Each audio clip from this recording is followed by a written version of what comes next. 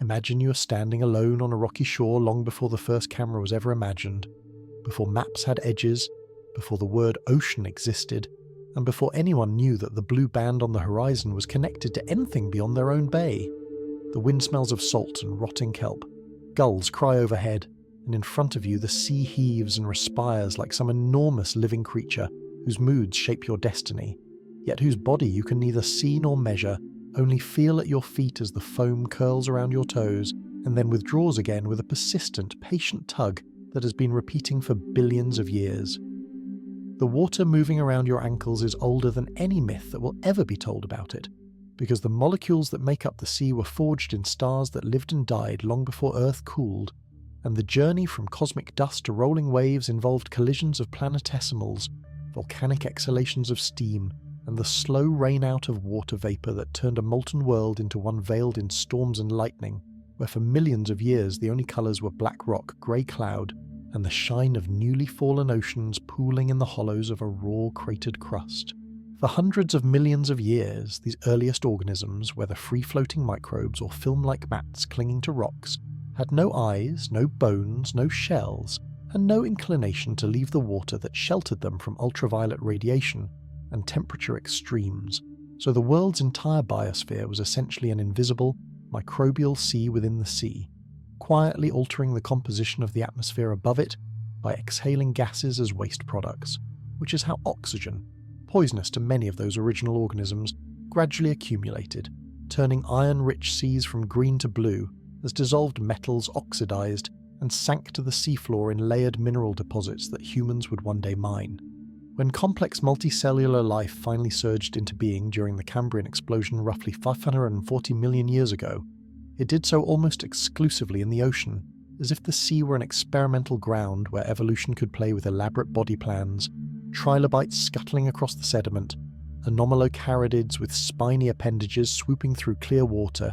early chordates like Pikaia wriggling in the currents, before any creature dared to test the uncertain margins between liquid and air, where waves break and tides expose, in a cyclical revelation, strips of land twice each day. The sea thus became the original architect of bodies, dictating which shapes swam efficiently, which gills extracted oxygen best, which sensory organs could interpret pressure waves and faint chemical trails, and this design laboratory left legacies we carry even now from the salt concentration of our blood, echoing the chemistry of ancient seas to the architecture of our inner ears, whose spiral cavities once evolved to keep aquatic ancestors balanced and oriented against invisible flows of water pressing against their sides. Long before humans appeared to sail or fish, the ocean had practiced an art that would prove crucial for future sailors. The orchestration of currents and winds, because as the Earth rotated and sunlight warmed its surface unevenly, great rivers of water began to move through the sea itself, near-surface gyres driven by trade winds and westerlies, deep thermohaline flows creeping along the abyss guided by differences in temperature and salinity, so that even without continents or ships, there were already invisible highways threading the world along which heat, dissolved nutrients, and eventually human ambitions would travel. When the first anatomically modern humans walked along African coasts more than 100,000 years ago, the sea was already ancient yet endlessly renewing, feeding them with shellfish and washed-up carcasses, reflecting the stars that guided their nighttime movements, and tempting some bold or desperate group, perhaps in Southeast Asia around 50,000 to 60,000 years ago,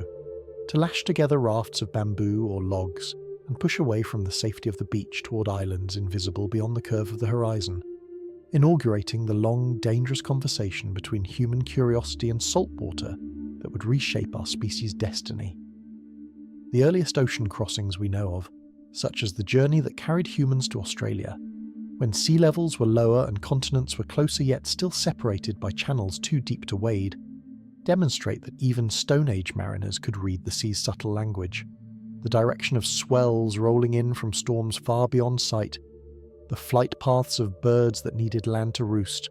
the smell of vegetation carried on moist air, and the colour of water that shifted from deep blue to greenish near reefs or river outflows, signs that became, for those who paid attention, a kind of script written across the surface of the world. In Mesopotamian mythology, the sea appears as a primal, formless entity, the goddess Tiamat, whose watery chaos must be slain and divided for the world of land to emerge,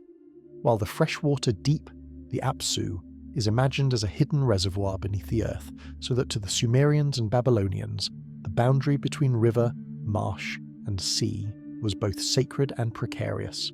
a space where order and disorder met, reflected in their flood legends and in their pragmatic engineering of canals and levees to keep brackish intrusion from poisoning their fields. Farther west, along the coasts of the eastern Mediterranean, small city-states arose whose identities were inseparable from the sea, and among them the Phoenicians of Tyre, Sidon and Byblos earned a particular fame as seafarers who used the narrow semi-enclosed waters of the Mediterranean like a training ground for experiments in shipbuilding, navigation and commercial strategy, inventing the art of the thalassocracy, rule by sea, long before Athens claimed that title.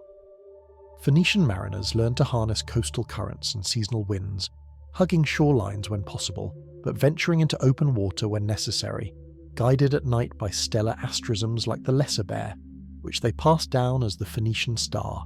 and they perfected designs for merchant vessels whose rounded hulls could carry heavy cargoes of timber, glass, and the famous purple dye extracted from murex snails, a colour so expensive and so strongly associated with the maritime trade that later Romans would reserve it for emperors. Greek mariners gave names to winds, the Boreas from the north, the Notos from the south, the Zephyrus from the west,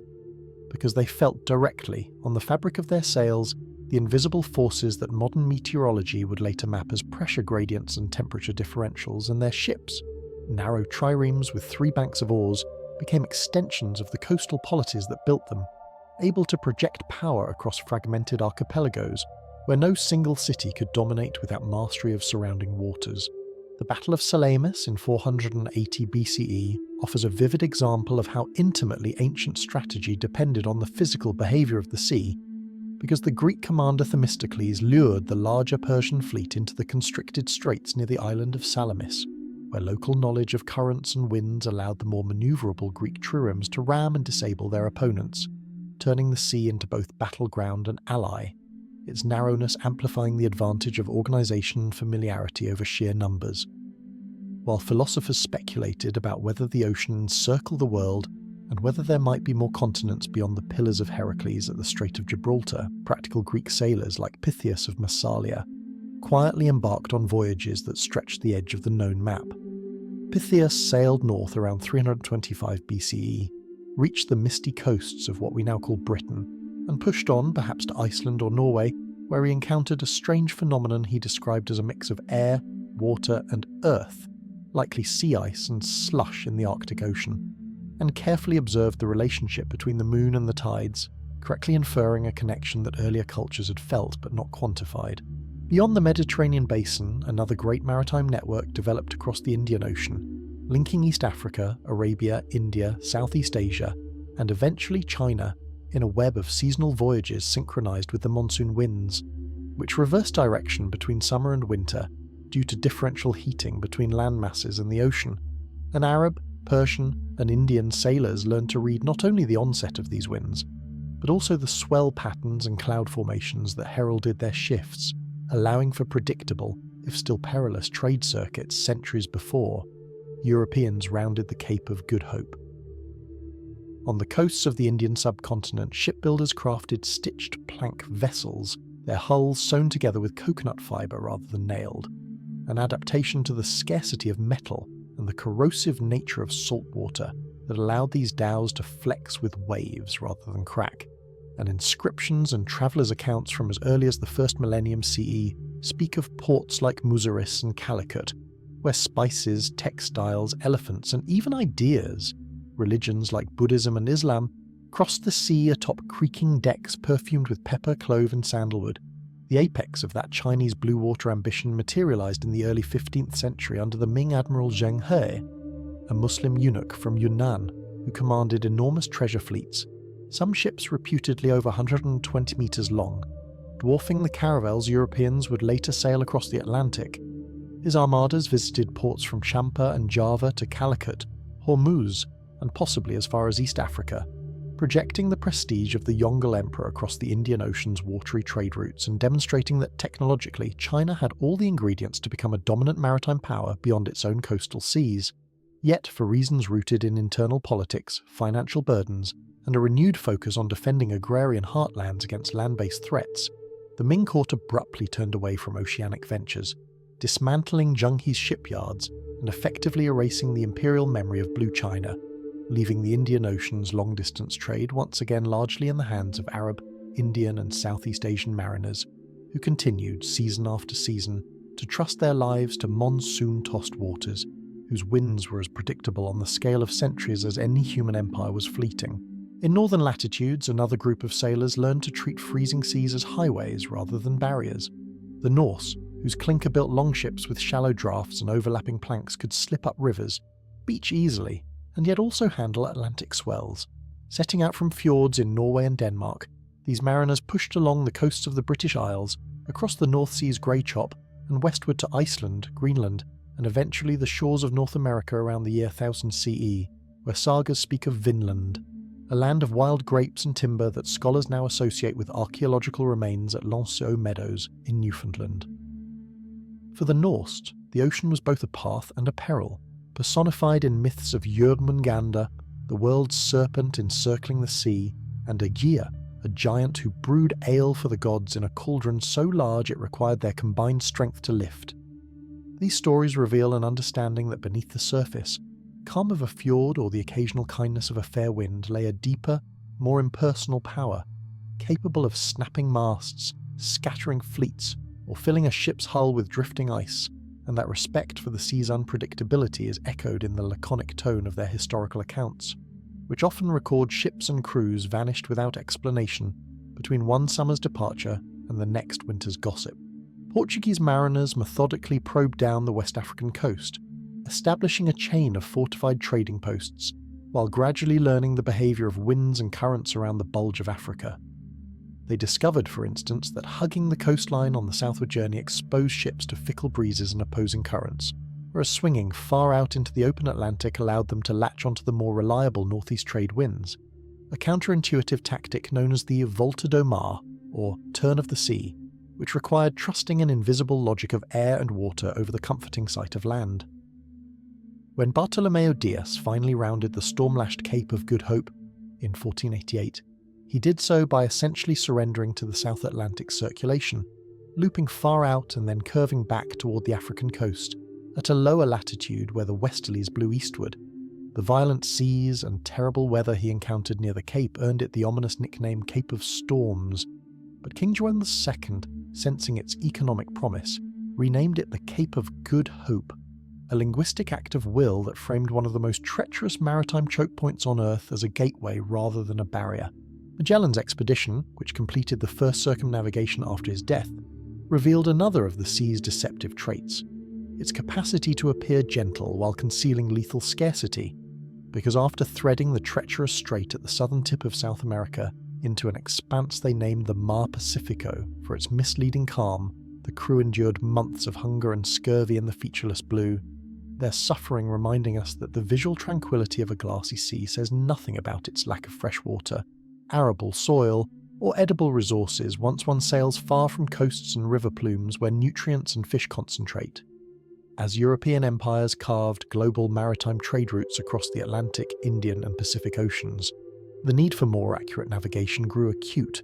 Knowing latitude was manageable with celestial instruments, but determining longitude remained elusive until the 18th century, because it required precise timekeeping to compare local noon with the reference meridian, and pendulum clocks failed at sea due to constant motion and humidity, forcing navigators to rely on dead reckoning and lunar distance methods that could drift disastrously over long passages, leading ships onto unseen reefs or hostile coasts by error rather than design. The British Parliament's Longitude Act of 1714 offered a substantial reward for anyone who could devise a practical method to determine longitude at sea, and while astronomers proposed complex tables of lunar positions, it was an English carpenter and self-taught clockmaker, John Harrison, who created marine chronometers with enough stability to maintain accuracy across weeks of rolling temperature changes and salt-laden air. Once captains could carry Greenwich time in a small brass box and compare it with the position of the sun overhead, the hazy approximation of east-west position sharpened into precise knowledge, and the ocean's legendary featurelessness gained an invisible grid that human minds, if not human eyes, could now impose upon it. At roughly the same time, burgeoning scientific curiosity turned explorers' and traders' eyes toward the sea, not only as an obstacle or medium, but as a subject of study in its own right. Benjamin Franklin, serving as Deputy Postmaster General, analysed the differing travel times of ships crossing between Britain and North America and worked with experienced whalers to map the Gulf Stream, recognising that a fast-moving ribbon of warm water snaked through the North Atlantic, speeding westward journeys and delaying eastward ones, an insight that illustrated how currents could be harnessed as allies once their positions and behaviours were charted. James Cook's voyages in the Pacific further fused exploration with nascent oceanography.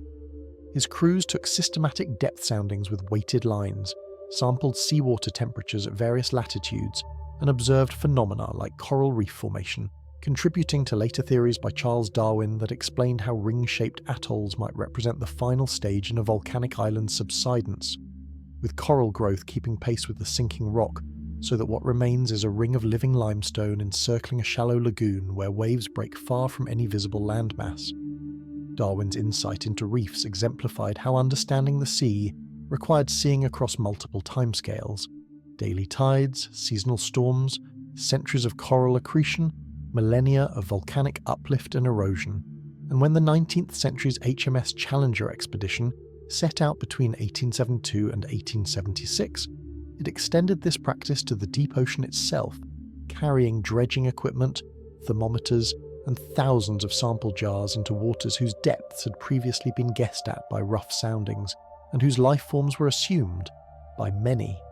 to dwindle into nothingness below a certain point. Navy Lieutenant Don Walsh descended in the bathyscaphe Trieste, a sphere of steel suspended beneath a gasoline-filled float, taking nearly 5 hours to sink into blackness where sunlight never penetrates. At the bottom, they briefly observed fish and shrimp-like organisms swimming over fine sediment before safety considerations forced them to ascend, their report shattering the assumption that life could not exist under such crushing pressure and leaving open questions about how those creatures' cell membranes and proteins were adapted to that environment. Even today, despite satellites that map sea surface heights and sophisticated autonomous underwater vehicles, we have directly explored only a tiny fraction of the seafloor in detail, and the ocean remains, in many ways, Earth's last frontier, hiding mountain ranges higher than the Alps, trenches deeper than Everest is tall, and entire ecosystems of hydrothermal vents where chemosynthetic bacteria draw energy from dissolved minerals like hydrogen sulfide rather than from sunlight, supporting lush communities of tube worms, clams, and crustaceans whose existence until the late 20th century had not even been hypothesized. While the deep ocean conceals its landscapes in darkness, the surface and near-surface layers teem with life of staggering diversity and abundance, much of it microscopic but collectively decisive for planetary systems. Phytoplankton, tiny photosynthetic organisms floating in the sunlit euphotic zone, produce an estimated half of the world's oxygen and act as a foundation for marine food webs, converting dissolved nutrients like nitrate and phosphate into organic matter that feeds zooplankton, which in turn nourish fish, squid, seabirds, and whales. Their seasonal blooms so extensive that they colour satellite images of entire basins in swirling hues of green and turquoise. The behaviour of these planktonic communities is tightly linked to physical ocean facts. Seasonal mixing of surface waters with deeper layers brings up nutrients that have sunk as detritus. Upwelling zones along certain coasts, where winds drive surface waters away and draw nutrient-rich water up from below, create some of the world's most productive fisheries. And large-scale oscillations like the El Niño Southern Oscillation periodically alter sea surface temperatures and trade winds, disrupting typical upwelling patterns in the eastern Pacific and causing dramatic shifts in fish distributions, seabird breeding success, and even rainfall patterns on distant continents. Ships, too, are subject to these physical rules, and as naval warfare evolved, the sea became a theatre where mastering acoustics and buoyancy was as vital as wielding cannons or torpedoes. In both world wars, control of sea lanes decided supply lines, and the Battle of the Atlantic in World War II turned the ocean into a deadly invisible chessboard, where German U-boats hunted Allied convoys beneath grey, wind-raked waves, their periscopes barely breaking the surface, while sonar pings and depth charges probed the depths in return. A deadly game of hide-and-seek shaped by thermoclines that bent and scattered sound, creating acoustic shadows in which submarines could temporarily hide. Weather prediction, too, became inseparable from ocean knowledge, as meteorologists learned that the heat content of the upper ocean layers and the evaporation from its surface drive storm formation and intensity. The infamous D-Day landings in June 1944 took place during a narrow and risky window, chosen by Allied forecasters who studied Atlantic storm tracks and tidal cycles to determine when waves and winds would be just tolerable enough for amphibious landings along Normandy's coast, while still catching German defences off guard, illustrating that even the most meticulously planned human operations must yield to the physics of air over water. The sea also acts as Earth's primary heat reservoir. Water's high specific heat capacity means it can absorb large amounts of thermal energy with relatively small temperature changes, so the upper 700 metres of the global ocean have silently soaked up more than 90% of the excess heat trapped by greenhouse gases over recent decades,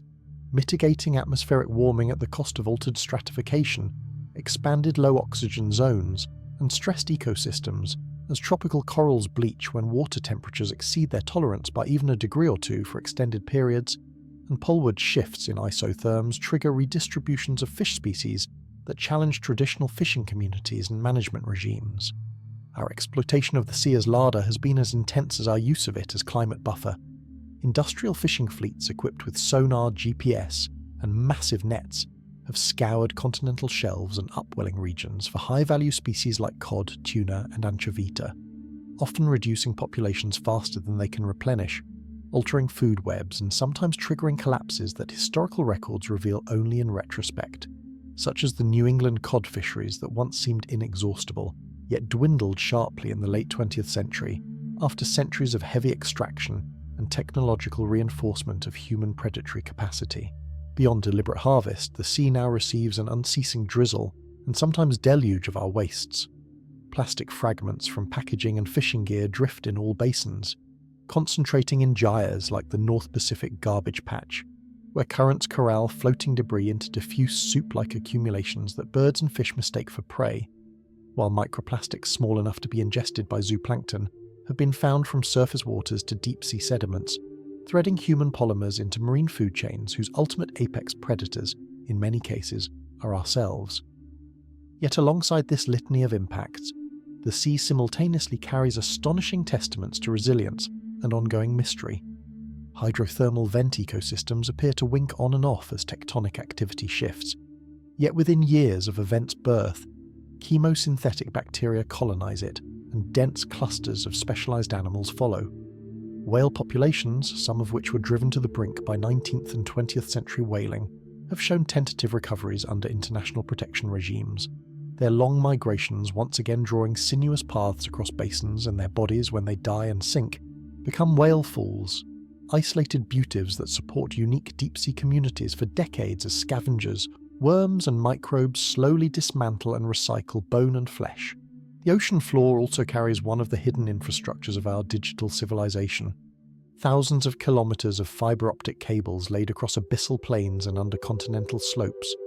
thin and vulnerable strands through which the majority of global internet traffic actually travels,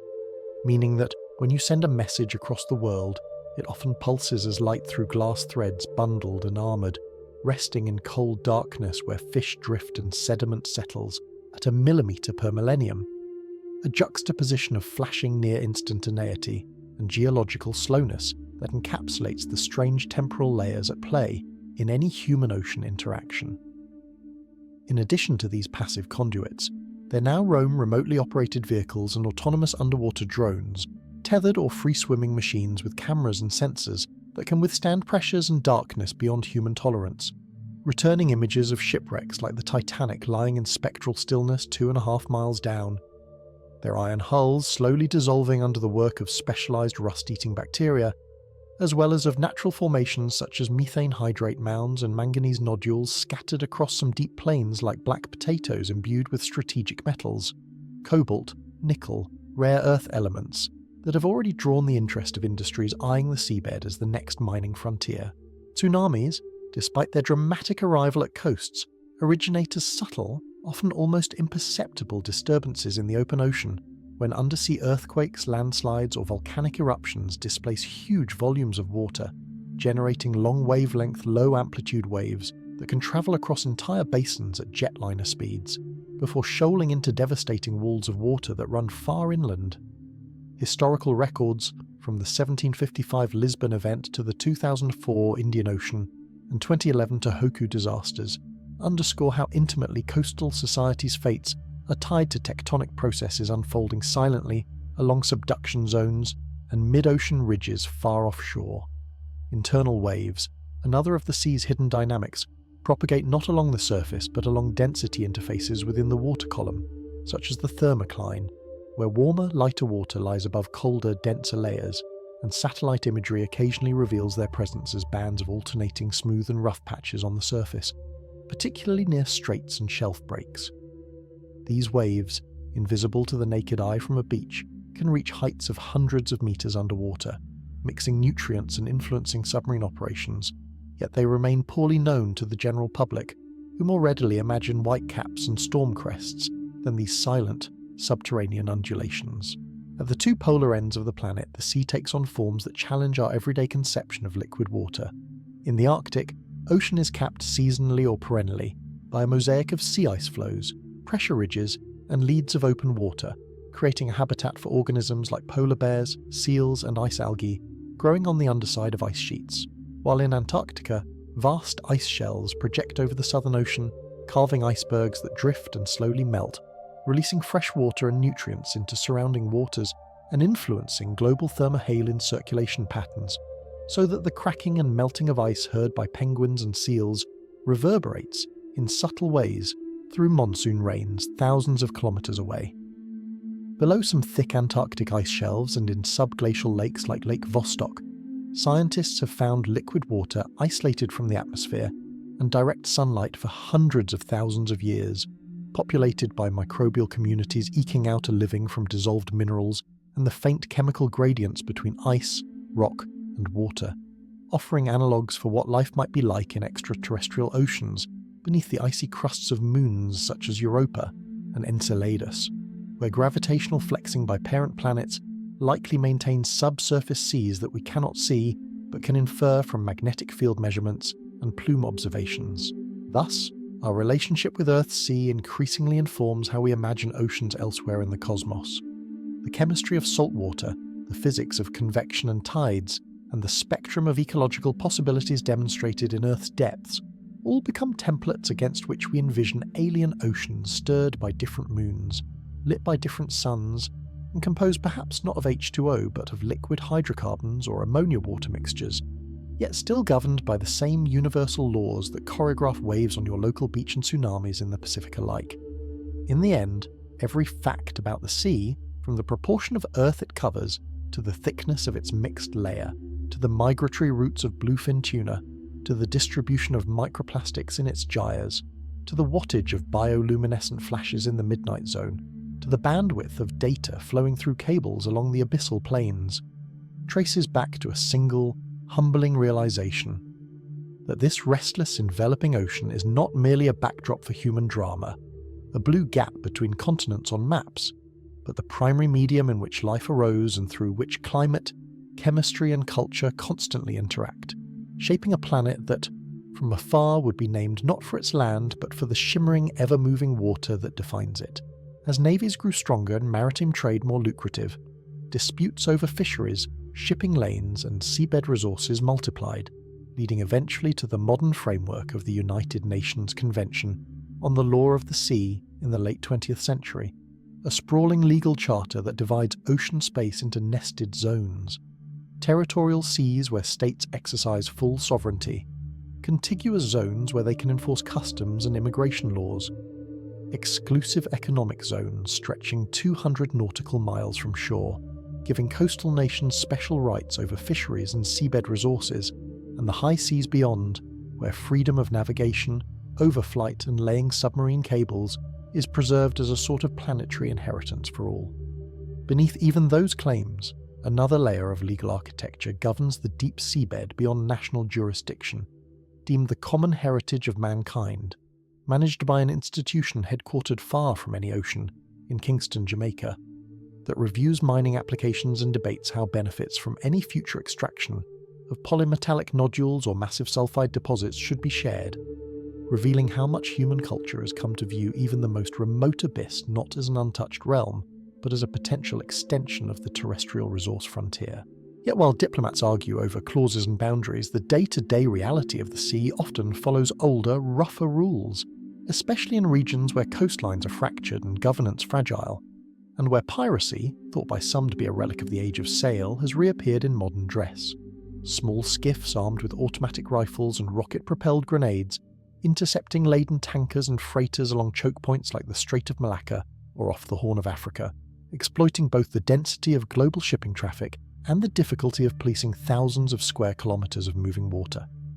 Historically, piracy flourished wherever valuable goods travelled by sea under insufficient protection, from the Mediterranean corsairs harassing Venetian galleys to the so-called Golden Age of the Caribbean in the late 17th and early 18th centuries, when war demobilization, weak colonial oversight, and rich Spanish treasure fleets created conditions for privateers and outright pirates to attack across a maritime theatre,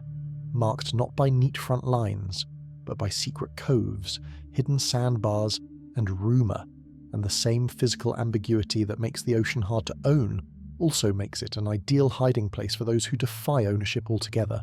Port cities functioned as both interfaces and pressure valves in this system, where the sea funneled strangers, infections, languages, and luxuries into dense urban nodes.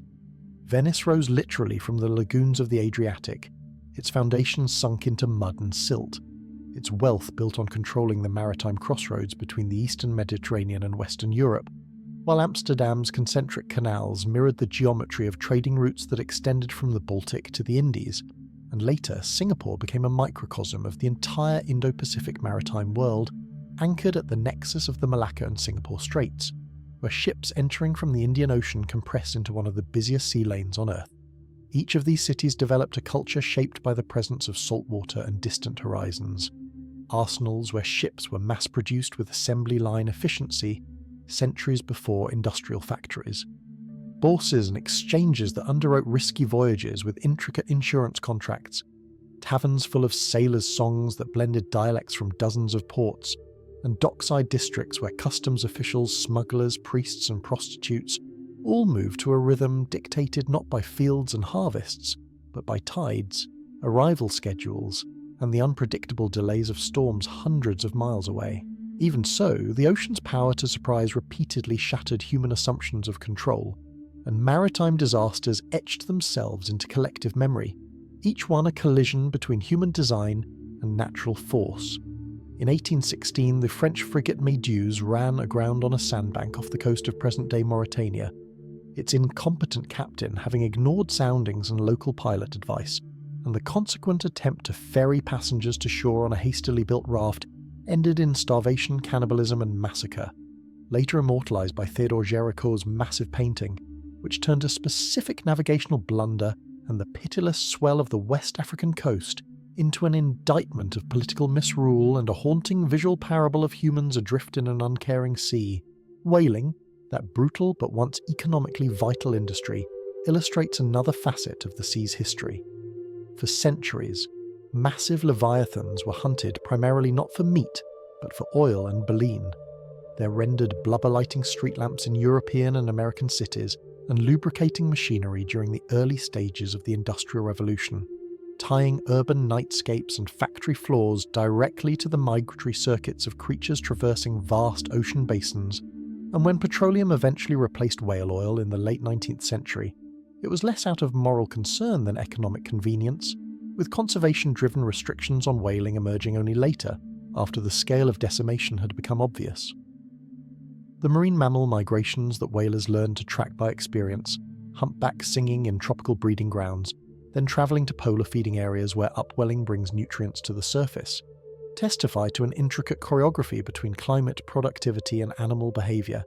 and modern tagging technologies have revealed even more astonishing journeys, such as female grey whales travelling nearly 20,000 kilometres round-trip each year between the lagoons of Baja California and the rich feeding grounds of the Bering and Chukchi Seas, using cues from the coastline, the sun's position, Earth's magnetic field, and perhaps even the polarization pattern of light scattered in the atmosphere to maintain astonishing navigational precision. These maps, though the result of sophisticated technology, also reinforce something that had been intuited from coastal erosion and fossil finds. Sea level itself is not fixed, but has risen and fallen dramatically over geological and even human timescales, exposing and drowning landscapes that people once walked upon. And nowhere is this more poignantly evident than in the North Sea's submerged plains known as Doggerland, where Mesolithic hunter-gatherers once roamed a vast, low-lying land connecting Britain to continental Europe, hunting deer and gathering along lakes and rivers that now lie under tens of metres of chilly water, their traces recovered as dredged bones, tools and pollen grains caught in trawl nets. Around the world, continental shelves preserve similar drowned memories. Submerged terraces off the coasts of Australia mark former shorelines where Aboriginal peoples might have camped when sea levels were more than 100 metres lower during the last glacial maximum. Oral traditions from Pacific Island cultures speak of ancestral lands now beneath the waves, and geological cores from coral reefs and mangrove peat confirm episodes of rapid sea level rise at the end of the last ice age, when meltwater pulses from retreating ice sheets caused coastlines to retreat inland by tens of metres per century in some regions, a pace that would have been noticeable and unsettling to any community living near the shore. As climate warms again in our present century and ice sheets lose mass, those ancient stories and geological records have gained renewed relevance, because they show that the ocean is not a passive container for water, but an integral component of the climate engine. Its thermal expansion as it warms, coupled with meltwater input, drives modern sea level rise, while its heat content and circulation patterns shape where that rise will be most pronounced, since gravity and ocean dynamics cause water to mound in some regions and drain from others, creating an uneven pattern that complicates adaptation for low-lying megadeltas, atoll nations and coastal cities built on reclaimed land. In places like the Ganges-Brahmaputra Delta, the Mekong or the Mississippi, the meeting of sediment-laden rivers with the sea has historically built rich, flatlands susceptible to both flooding and subsidence, and levees, dams and upstream diversions, while protecting farms and cities in the short term, often starve deltas of fresh sediment, making them more vulnerable in the long term to storm surges and chronic inundation.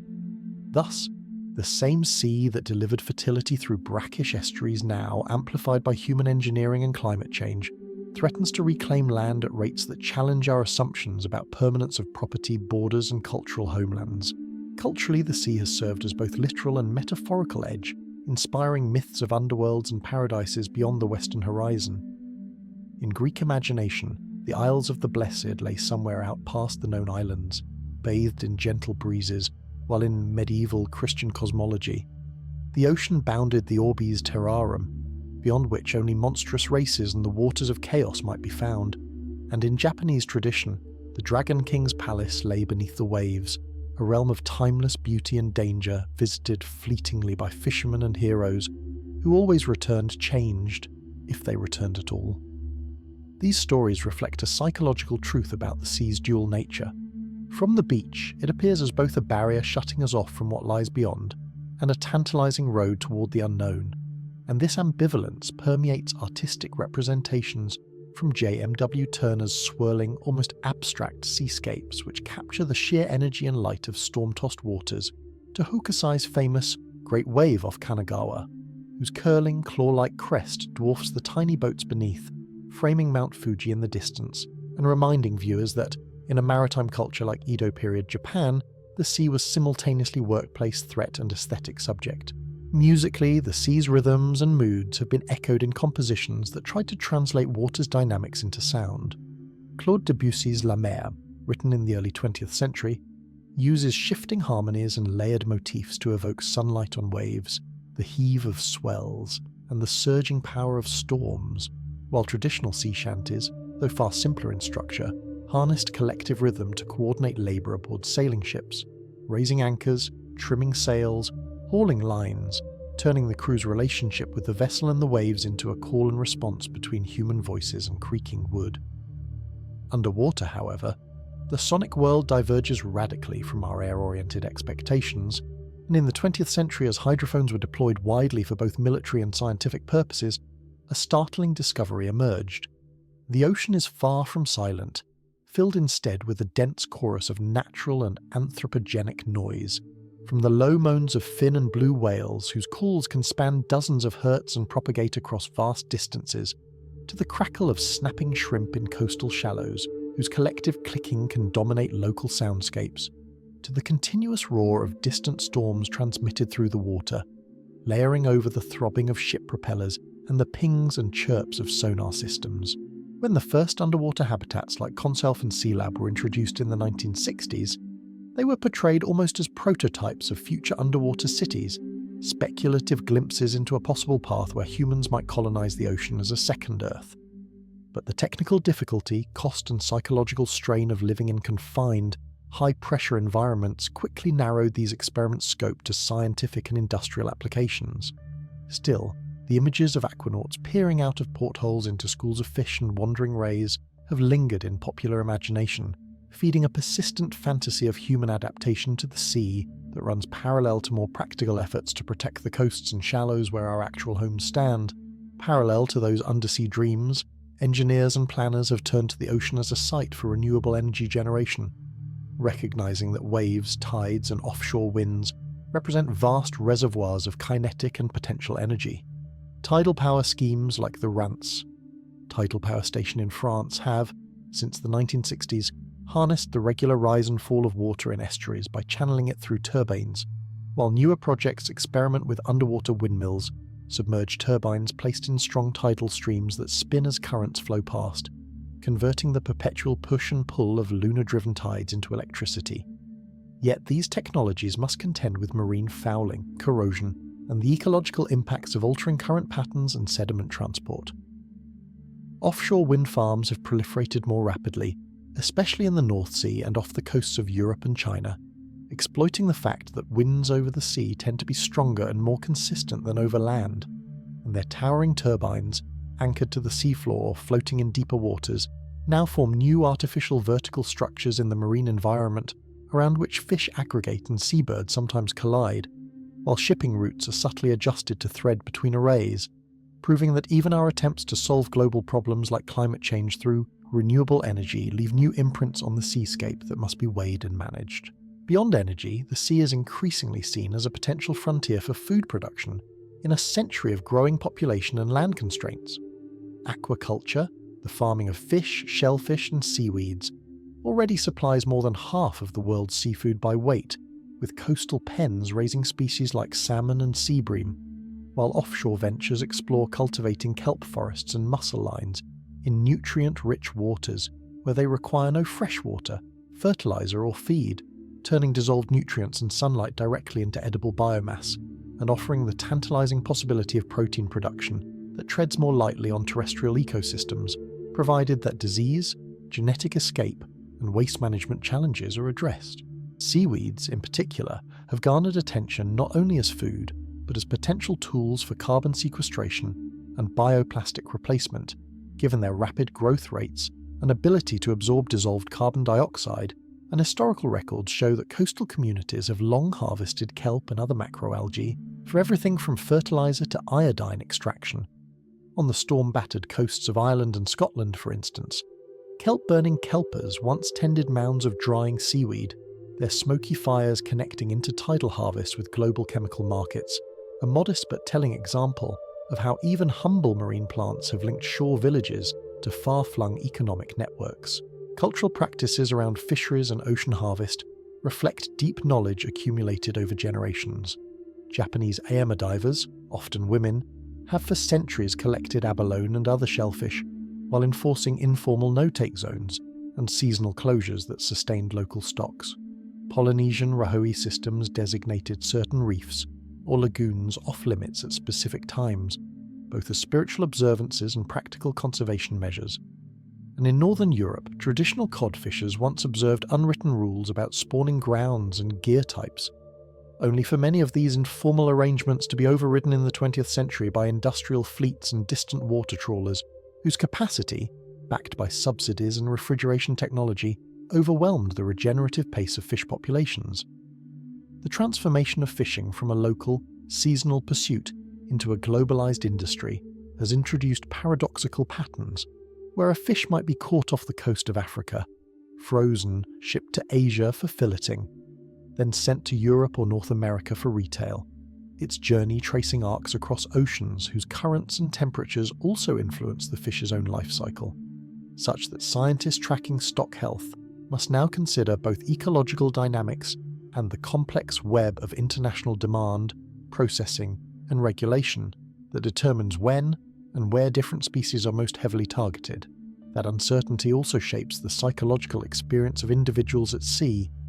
from the meditative solitude described by single-handed sailors in round-the-world races, who speak of nights spent under an all-encompassing dome of stars reflected in black water, with no land, no other human lights, only the hiss and slap of waves against the hull, to the claustrophobic dread reported by crew on long, commercial runs who rarely see more than the steel of their ship and the flat horizon, their sense of time blurred by repetitive watches and time zone changes, their dreams filled with the sensation of endless, featureless rolling. Shipboard timekeeping and coordination have always had to adapt to the sea's fluidity, and before standardized time zones were agreed upon in the late 9th century, each port kept its own local solar time, while ships at sea advanced or retarded their clocks at the captain's discretion when crossing certain longitudes, meaning that sailors arriving after long voyages had to resynchronize not only with local clocks, but with the daily rhythms of communities whose days began and ended at different apparent sun positions than the ones they had grown used to aboard. The sea in this sense not only separated places in space, but also severed and then reconnected them in time. The need to slice the globe into navigable time and space also produced conceptual tools like the International Dateline, an imaginary zigzag across the Pacific where calendar dates jump forward or backward by a day, and while the line is a human convention, its existence underscores how the sea forced societies to confront the planet's curvature and the cyclical nature of time more directly than land journeys usually did, since only when circumnavigating by ship did travellers encounter the paradox of having gained or lost a day relative to people who stayed put, a cognitive wrinkle that puzzled Magellan's surviving crew and later became an instructive curiosity in geography lessons. Underwater archaeology has added yet another dimension to our understanding of the sea's deep entanglement with human history. As divers and submersibles explore wrecks ranging from Bronze Age trading ships off Uluburan, Turkey laden with copper ingots, amphorae, and luxury goods, to warships sunk in moments of explosive violence during 20th century battles, each wreck is a frozen moment of exchange along maritime networks, a snapshot of cargoes, technologies, and personal effects that, preserved in anoxic sediments or cold depths,